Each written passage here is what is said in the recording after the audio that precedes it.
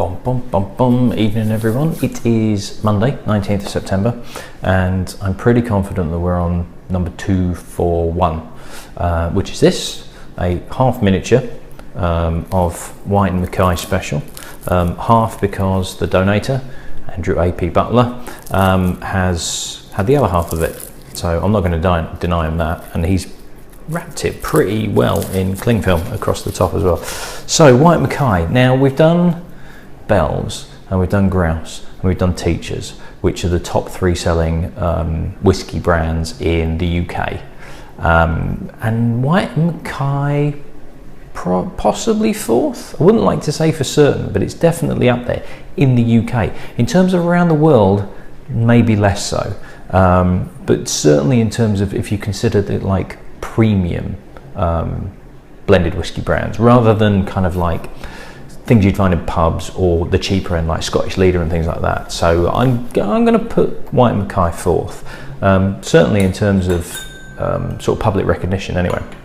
So Whyte Mackay is named after 2 gentlemen, as you would probably expect, James Whyte and Charlie Mackay. And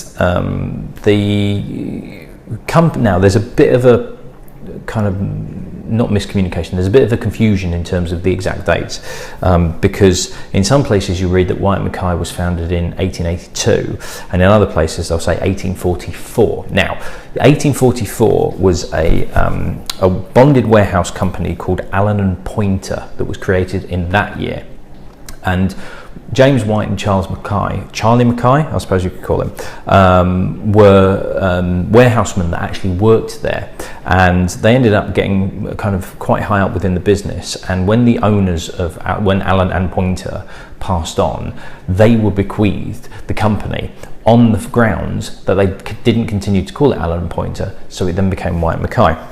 So they were already dealing with whiskey. It was a bonded warehouse that dealt with sort of grocery stores, but because of phylloxera and issues like that, eventually they began stocking more and more whiskey because it was easier, it was safer to stock whiskey. They became more interested in it, more expert in it, and when they eventually took over the company and became Whyte Mackay, it was like, right, whiskey is the way to go. So that's where they started going. So it was actually at that time that they then launched Whyte Mackay Special. So the 2 lions that you'll see on the front of this label, and this is what the full-size bottle looks like now, were actually referencing themselves, and they have disappeared along the years in terms of on a logo, but it is now back, and that's what the bottle looks like. So they survived Prohibition, they survived post-war depression, all of this lot, and in 1960 they ended up acquiring the Dalmore distillery, which has been covered off. The Dalmore distillery is here, and is probably pretty well associated with Whyte Mackay. Whyte Mackay as a company and Dalmore are sort of quite incongruous, is completely the wrong word, but they're very much linked together. But essentially from 1971 onwards, when I think it's Sir John Fraser, who I think was like the owner of the House of Fraser Group, even though that had been going donkey's years, he's part of the Fraser family, he bought the Whyte Mackay business. But from 1971 onwards, it seems like every other bloody year it's been taken over by somebody else, or merged, or gone somewhere else, or changed names and then been new owners and everything like that. And it seems to be back and forth. I can't be bothered to go through all the various owners because it would literally be just reeling off lists of all these different companies. At the moment, they are owned by a company called United Breweries, which is an Indian-based company, very, very big drinks-based company. However, reading up a little bit, now admittedly this was last year before, there seems to be a little bit of a thing going on with Diageo where people have left the board of UB and also the drinks part of, I think it's United Spirits Limited, which is the spirits offshoot of UB, have left the board, gone to join Diageo. It's almost like Diageo are kind of hovering in the wings going, we want you, we're going to have you. So it's all a bit kind of antitrust and all sorts of stuff going on. So at the moment, Whyte Mackay as a company, and I did actually go for a job with them last year, sadly didn't get it, wish I had, because it sounds like a fantastic company. everything felt a little bit up in the air, and it's kind of, well, the reason that we're advertising for this job is because we have new markets, we've got new owners, and we're really pushing forward. But it still felt a little bit kind of like, but we're not 100% certain what's going to go on. So as it is, Whyte Mackay still continues to plough forward. They have a figurehead, and if you've watched the Dalmore video, or go back and watch the Dalmore video, and I'll talk about a gentleman called Richard Patterson, or Richard Patterson, I think it's Patterson because it's only got one T, who is known as the Nose. He is the master distiller for Dalmore, and the master blender for Whyte Mackay, and what he doesn't know about whiskey isn't worth knowing. He's been in the industry for just over 45 years. This is what he looks like. Very dapper gentleman. He does have some videos himself on YouTube. They are much better than mine, which isn't difficult, I know. But he's incredibly passionate, incredibly effusive, incredibly charismatic. He's just a fantastic person. Sadly, I've never met him in person. I wish I can do, because I know he's still alive. It's not like it was, I've missed it. But he sounds like a superb person to meet in the flesh. Now, interestingly, Whyte Mackay, their sort of official line, they do talk about triple maturation, because what they're saying is that the single malts mature in cask, then they blend the single malts together and they mature them in sherry casks, and then they add the grain whiskey and then mature it for a little while longer.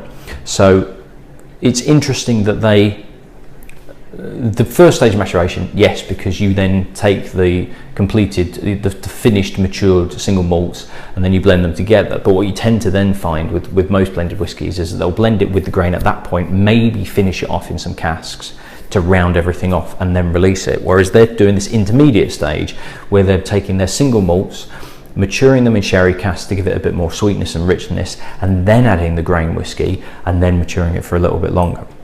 Safe to say there's probably some Dalmore in here. In terms of what the percentage of malt to grain is, no idea.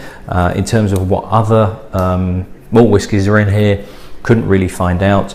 Whyte Mackay also own Jura, so I wouldn't be surprised if there's some Jura in here, which was also being covered off in the challenge, just to kind of give a little sort of gentle smokiness.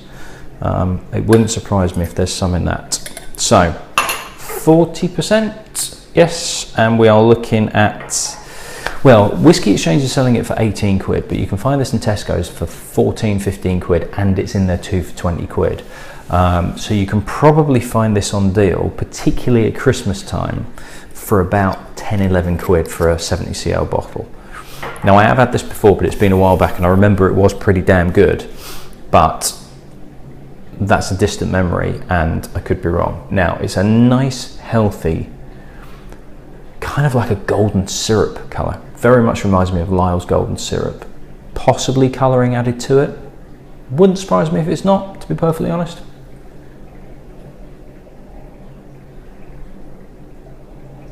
Now, there's a definite graininess, but there's also a slight beeriness to it as well. There's definite grain, there's a slightly sour note. So there's grain, there's edge of grain, but then there's a slightly sour beer note that's kind of like a real ale. Almost hoppy character to it. It does remind me a bit of kind of standing near a brewery. Yeah, it's that definite kind of hops and brewing and mash and that sort of feel to it. Unusual. I don't remember that on the nose when I had it, but it was a long time ago. There's a freshness to it as well. It's an odd combination, but it's very interesting.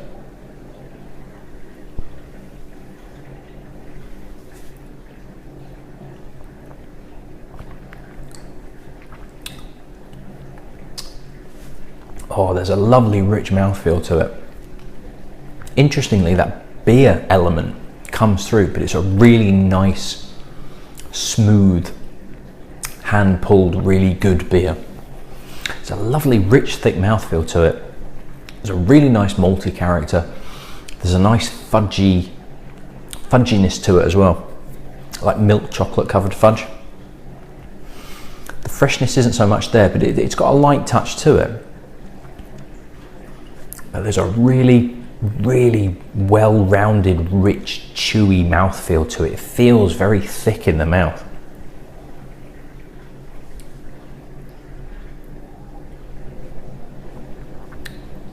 I'm pretty confident that there is Jura in this as well.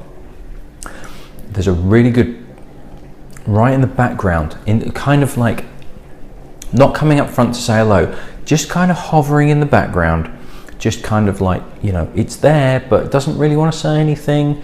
It's just kind of hanging around the back, acting cool at the party, is this gentle, sweet smokiness of Jura. I'm sure it is. It would not surprise me at all if Jura's in here. But up front is a sweet, rich sherry character with the grain whiskey that's just giving you a bit of bite and a bit of edge. It's a very, very good blended whiskey. It's very much an after dinner blended whiskey. Sort of after a good, like a Christmas dinner, something like that. This would be a really good Christmas whiskey. Not really the fruitiness of, say, something like a bourbon that would go with Christmas cake. This would be more after you've had dessert, and not necessarily with dessert, but after you've had your Christmas pudding or whatever you're having, but you've had a really nice roast dinner, you're nicely full, you're in front of the fire, and you're just going to have a nice whiskey just to sort of round everything off. It's got a very, very subtle touch of smokiness to it, but I wouldn't call it peaty by any stretch of the imagination.